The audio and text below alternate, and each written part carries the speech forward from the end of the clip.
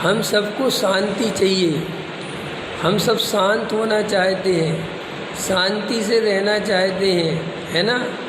लेकिन हम शांति से रह नहीं पाते।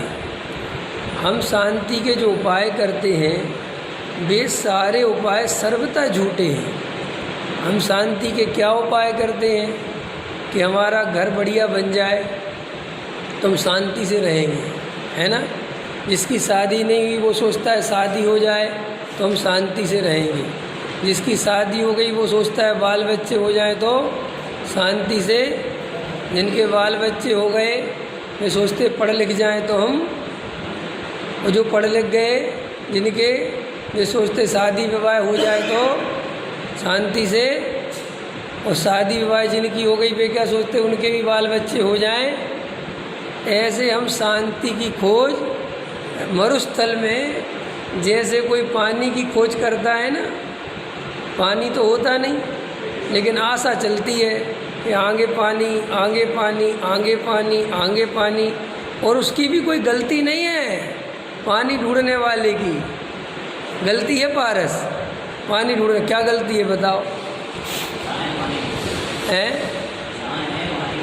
जहाँ है वहाँ नहीं ढूंढता एक बार।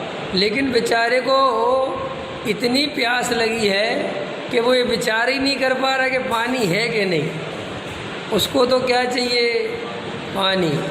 और जहाँ पानी, अब रेगिस्तान में करे भी तो करे क्या? रेगिस्तान में कहाँ जाए बेचारा?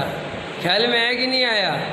है जल नहीं पावे प्राण गवावे, भटक भटक मरता वस्तु पराई माने अपनी। क्यों, ऐसा है कि नहीं है?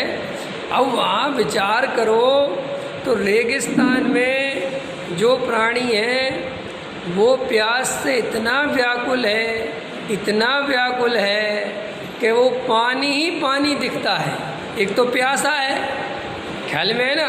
वैसे भी प्यासे आदमी को क्या दिखता है? तुम्हें क्या दिखता है?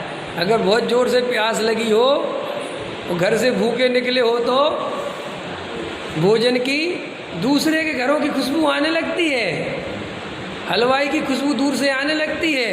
अगर तुम्हें तेज भूख, तो जब भूख लगती है तो ऐसे ही वातावरण बनता है ना। ऐसे ही उस रेगिस्तान में उसको इतनी ज़ोर से प्यास लगी है कि बेचारे को पानी पानी, और वहाँ पे ऐसा प्रतिबिंब बनता है कि वहाँ पानी दिखता भी है तो वो भागता है। और वो इतनी तेज़ी से भागता है कि वहाँ पानी होगा, और वहाँ जाता है तो पानी और आगे चला जाता है, फिर और तेज़ी से भागता है, फिर और तेज़ी से भागता है। ऐसा भागते भागते जल नहीं पावे प्राण गवावे, वो प्राण निकल जाते हैं। ये तो उदाहरण है, ये जल्दी समझ में आता है, सिद्धांत समझ में नहीं आता। हमारी हमेशा से आदत रही है जिस बात के लिए उदाहरण दिया गया वो बात समझ में नहीं आई, उदाहरण समझ में आ गया। ख्याल में आया कि नहीं आया? तुम्हें ना तो रेगिस्तान भेज रहे हैं, ना पानी के लिए दौड़ा रहे हैं, और ना तुम कोई हिरण हो, ना कोई मृग तृष्णा है। अंतर समझ में आया? पर है क्या कि भाई ऐसे ही मेरी स्वयं की दशा है। कि क्या दशा है? कि मेरा रुआं रुआं सुख के लिए परेशान है। हम सब क्या चाहते हैं? सुख। रात और दिन क्या चाहते हैं? जितने भी हमारे जीवन में क्रियाकलाप चल रहे हैं, सोचना चल रहा है, विचार करना चल रहा है, कमाना धमाना, रिश्तेदारी, जितना भी सामाजिक, मंदिर, पूजा पाठ, दया दान, व्रत, शील, संयम, जो कुछ, वो सब काहे के लिए कर रहे हैं? क्यों कर रहे हैं? एकमात्र सुखी होने के लिए कर रहे कि नहीं कर रहे? लेकिन सुखी नहीं होते, लेकिन सुखी शांत नहीं होते।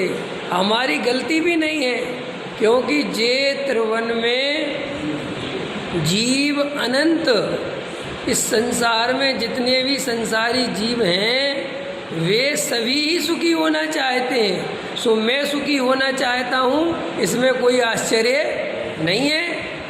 और सुखी होने के लिए मैं जो उपाय कर रहा हूँ वे उपाय भी मुझे सही दिखते हैं।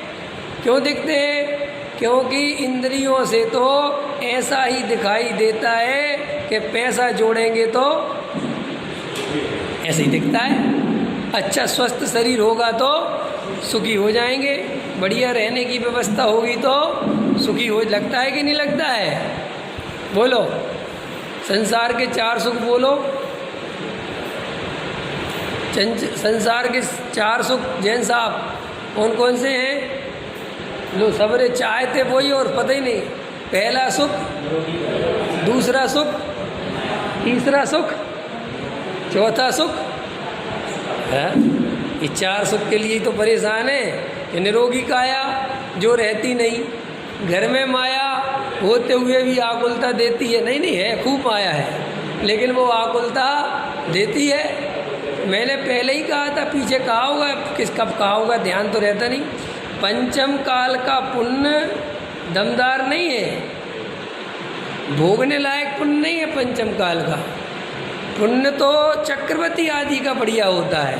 राजा महाराजा जो पहले होते थे ना, चल रही हैं रियासतें, चले नौकर चाकर, अपने आप खजाने भर रहे हैं, कोई विकल्प नहीं। ख्याल में वो था सुख, वो थे ठाट। ये कोई ठाट है, रात और दिन मरे जाओ। वो आदमी बेचारा कमाने में लगा है, नहीं समझ, रात और दिन परेशान हो रहा है। चांदी चौक की 4x4 की दुकान में बैठा है, बच्चे एसी में मजे ले रहे हैं, नहीं समझे आप, बढ़िया खा पी रहे हैं। और वो भ्रम से मार रहा है कि मैं पुण्यशाली। तुम काहे के पुण्यशाली? पुण्य कमाने का नाम पुण्यशाली थोड़ी हो, नहीं समझ माने। वो तुम लगे हो पैसा कमाने में, ये कोई पुण्य नहीं कहलाता।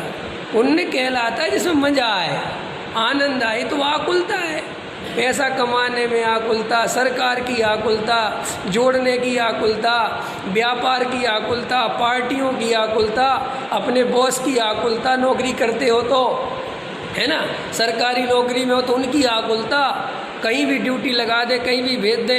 रे रे रे, इस आकुलता सहित पुण्य को पुण्य कहते हो? आचार्य कहते ये कोई पुण्य, ये कोई पुण्य। भरत जी उस पुण्य को भी पुण्य नहीं गिन रहे। कौन से पुण्य को? कि जिसमें विकल्प आए और काम हो जाए। और हम उस पुण्य को पुण्य कर रहे हैं कि 15 साल से उस विकल्प को ढो रहे हैं और काम नहीं हो रहा, और फिर भी क्या कह रहे हैं? आगे हमारा पुण्य है। समझ में आया नहीं? तो इसको पुण्य नहीं मानना, भूल से भी, गलती से पुण्य नहीं, क्योंकि ये पुण्य मानना बहुत बड़ी पागलपन है कि साहब पुण्य दे। कुछ नहीं।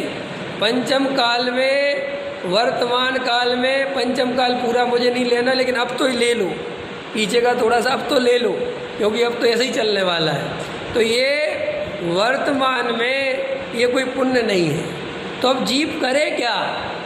घर में माया, तीसरा कौन सा है? कुलवंती नारी, वो भी अपन को सब पता है।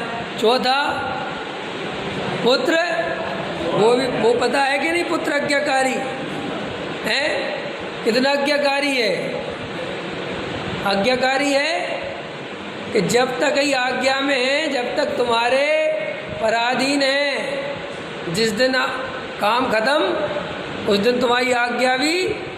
तो ये संसार में सुख नहीं है, निर्णय करो।